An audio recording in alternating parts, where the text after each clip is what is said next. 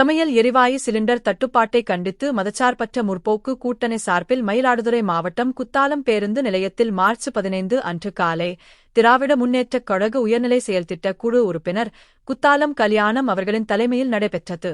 இக்கூட்டத்தில் மறுமலர்ச்சி திராவிட முன்னேற்றக் கழக மாநில இளைஞர் அணிச் செயலாளர் ஆசைத்தம்பி, திமுக ஒன்றிய செயலாளர்கள் மங்கேசங்கர், வைத்தி, ராஜா, பேரூர் செயலாளர் சம்சுதீன், மதிமுக ஒன்றிய செயலாளர் வாசு, பேரூர் செயலாளர் கருணாநிதி, மாவட்ட இளைஞர் அணி அமைப்பாளர், முன்னாள் சட்டப்பேரவை உறுப்பினரும் உயர்நிலை செயல் திட்டக்குழு உறுப்பினருமான மரியாதைக்குரிய பெரியவர் உள்ளிட்ட திராவிட முன்னேற்ற கழகத்தின் ஒன்றிய செயலாளர்கள், பேரூர் செயலாளர்கள், கூட்டணி கட்சியினுடைய நிர்வாகிகள் அனைவருக்கும் என்னுடைய வணக்கத்தை தெரிவித்துக் கொண்டு, சமையல் சிலிண்டர் தட்டுப்பாடு காரணமாக இன்றைக்கு ஒவ்வொரு வீட்டிலும் எரிவாயு கிடைக்கப்பெறாத ஒரு சூழல், அதை போல உணவகங்கள் மூடப்பட்டு வருகிறது.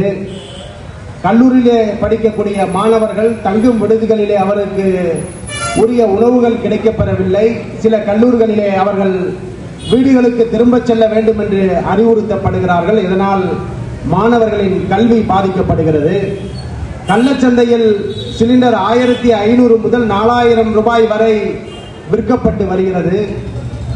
உணவகங்களில் இருக்கக்கூடிய ஊழியர்கள், அதை போல உணவுகளை விநியோகிக்கக்கூடிய ஊழியர்கள் என்று இன்றைக்கு லட்சக்கணக்கானவர்கள் வேலை வாய்ப்பை இழந்திருக்கக்கூடிய இந்த சூழ்நிலை கண்டித்து தான் இன்றைக்கு இந்த ஆர்ப்பாட்டத்தை நாம் நடத்தி கொண்டிருக்கிறோம்.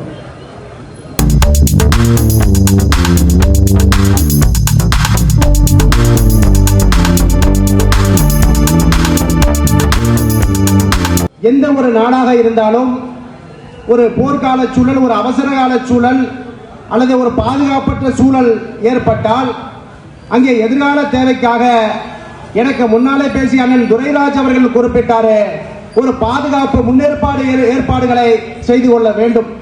அப்படித்தான் ஜப்பான் நாட்டிலே தன்னுடைய பாதுகாப்பை, எதிர்கால தேவையை, எரிவாயு சக்தி சேமிப்பை உருவாக்கிக் கொள்வதற்கு 254 நாட்கள் அவர்கள் பயன்படுத்திக் கொள்ளக்கூடிய வசதியை அவர்கள் ஏற்படுத்திக் கொள்கிறார்கள். ஆனால் நம்முடைய இந்திய நாட்டிலே 33 லட்சம் கோடி எல்பிஜி இணைப்புகள் கொடுக்கப்பட்டிருக்கிறது. அவர்களுக்கான அந்த சிலிண்டர் தட்டுப்பாடு ஏற்படுவதற்கான அந்த முன்னேற்பாடு வசதியை ஏன் ஒன்றிய அரசு செய்யவில்லை என்பதைத்தான் இந்த ஆர்ப்பாட்டத்தின் வழியாக நாங்கள் கேட்கிறோம். உலகம் சுற்றும் வாலிபனாக இருக்கக்கூடிய பிரதமர் மோடி அவர்கள் வெளிநாடுகளுக்கு செல்லக்கூடிய பிரதமர் அவர்கள் அங்கிருந்து இங்கே கொண்டு வருவது என்ன? ஜப்பான் போன்ற பல்வேறு தொலைநோக்கு திட்டங்களை நீங்கள் எடுத்து வர வேண்டாமா? அதைத்தான் இந்த ஆர்ப்பாட்டத்தின் வாயிலாக நாங்கள் கேட்டுக்கொண்டு வருகிறோம்.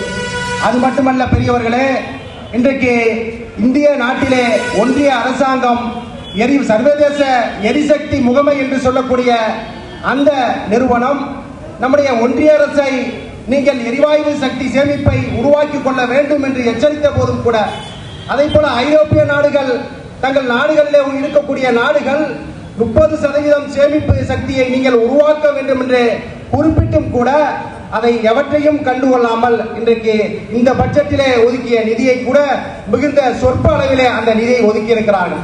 நம்முடைய ஒன்றிய அரசுடைய பெட்ரோலியத்துறை செயலாளர் குறிப்பிடுகிறார், எரிவாயு சிலிண்டர் பற்றாக்குறை இல்லை. காரணம், நம்முடைய நாட்டிலே தினந்தோறும் 55 லட்சம் எல்பிஜி சிலிண்டர் வேண்டி பதிவு செய்து வருகிறார்கள். ஆனால் இன்றைக்கு இந்த பதற்றம் காரணமாக 75 லட்சம் பேர் இன்றைக்கு பதிவு செய்து கொண்டு வருகிறார்கள் என்று பெட்ரோலியத்துறை செயலாளர் குறிப்பிடுகிறார். ஆகவே இந்த பிரச்சனைக்கு காரணம் அதிகமாக பதிவு செய்யப்பட்டதன் காரணம் என்று பெட்ரோலியத்துறை செயலாளர் குறிப்பிடுகிறார் என்று சொன்னால், நீங்கள் தினந்தோறும் வழங்கக்கூடிய 55 லட்சம் பேருக்கு நீங்கள் அந்த எரிவாயு சிலிண்டர்களை கொடுத்து வருகிறதா என்பதைத்தான் நாங்கள் இங்கே கேட்க விரும்புகிறோம். ஆகவே இன்றைக்கு உண்மைக்கு மாறான தகவல்களை ஒன்றிய அரசு மக்களிடத்திலே பரப்பி வருகிறது. அது மட்டுமல்ல, மோடி அரசாங்கம் இன்றைக்கு வெற்றி விளம்பரத்தை மக்களிடத்திலே கொண்டு செல்கிறது.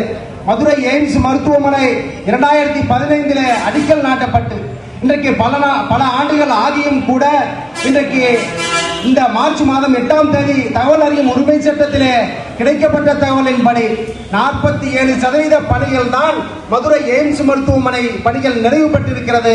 இன்றைக்கும் அந்த மருத்துவமனை கட்டிடம் தற்காலிக கட்டிடத்தில் இயங்கி வருகிற என்ற சூழலில் இன்றைக்கு அந்த மருத்துவமனை நிறுவப்பட்டது என்று இந்த மோடி அரசாங்கம் விளம்பரத்தை செய்து கொண்டு வருகிறது. அன்பு பெரியவர்களே, இன்றைக்கு தமிழ்நாட்டிலே 9000 நிறுவனங்கள் மூடப்பட்டிருக்கிறது. இதற்கு காரணம் யார்? மோடி அரசாங்கம் தானே காரணம். ஜிஎஸ்டி என்ற ஒரு திட்டத்தால் இன்றைக்கு தமிழ்நாட்டிலே 9000 நிறுவனங்கள் மூடப்பட்டிருக்கிறது என்ற கொடுமையை நாம் உணர்ந்து கொள்ள வேண்டும். அது மட்டுமல்ல, இந்திய நாட்டிலே இன்றைக்கு இருக்கக்கூடிய மொத்த உள்நாட்டு உற்பத்தியிலே 9% தமிழ்நாடு கொடுத்து வருகிறது. ஆனால் திரும்ப நீங்கள் கொடுக்கக்கூடிய வரி வருவாய் என்பது 4.1%. ஆனால் நீங்கள் நிலுவையில் வைத்திருக்கக்கூடிய அந்த நிதியை இன்றைக்கு தமிழ்நாட்டிற்கு விடுவித்தீர்கள் என்று சொன்னால் தமிழ்நாட்டிற்கு இருக்கக்கூடிய கடன்களிலே 33% கடனை இன்றைக்கு அடைக்க முடியும். ஆனால் எந்த நிதியையும் நீங்கள் விடுவிப்பதில்லை. இன்றைக்கு நம்முடைய தமிழ்நாட்டினுடைய முதலமைச்சர் அவர்கள் பிரதமர் மோடி அவர்களுக்கு ஒரு கடிதம் எழுதுகிறார். ஜல்ஜீவன் திட்டத்திலே இன்றைக்கு குடிநீர் இணைப்புகளுக்காக குடிநீர் திட்டங்களுக்காக ஒதுக்கக்கூடிய அந்த நிதியை இன்றைக்கு 3000 கோடி நிதியை இன்றைக்கு ஒதுக்கவில்லை. அதே போல கடந்த ஆண்டும் 1800 கோடியை நீங்கள் ஒதுக்கவில்லை என்று பிரதமர் மோடி அவர்களுக்கு நம்முடைய தமிழ்நாட்டினுடைய முதலமைச்சர் கடிதம் எழுதியிருக்கிறார். ஆகவே எந்த திட்டத்திற்காகவும் ஒன்றிய அரசு நிதி ஒதுக்குவதில்லை. எடப்பாடி என்ற ஒரு முகமூடி மூலமாக மோடி வர இருக்கிறார். அவரை விரட்டி அடிப்போம் என்று சொல்லி மறுமலர்ச்சி திராவிட முன்னேற்ற கழகத்தின் சார்பில் என்னுடைய தந்த வாய்ப்பிற்கு நன்றி கூறி விடைபெறுகிறேன்.